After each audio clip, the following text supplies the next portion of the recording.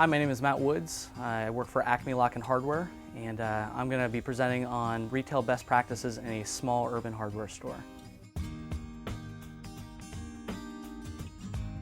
Some of the best practices that we have in our small store, and we only have 1,500 square feet, so every square inch is very valuable.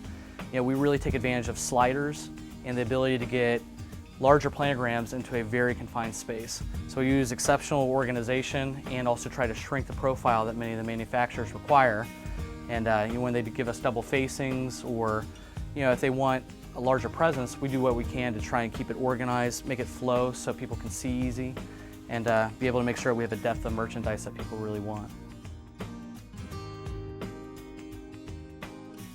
So in terms of attractive displays, we do our best to abide by the planograms that the manufacturers present, but from there we do some additional tweaking.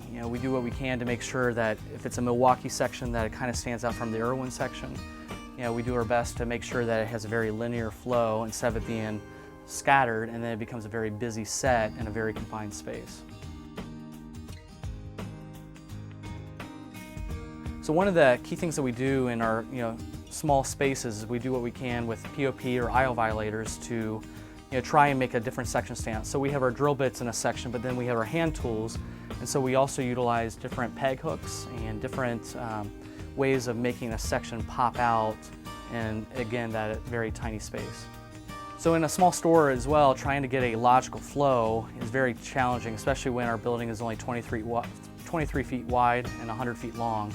So what we try and do is try and make sure that all our hand tools, everything that looks like a logical progression, is all in one aisle. Then we have more of our builder's hardware, and then we have a full paint aisle, electrical, plumbing, and then wherever we can find space for everything else that people require, we try and fit it in where we can. So it's like a giant puzzle.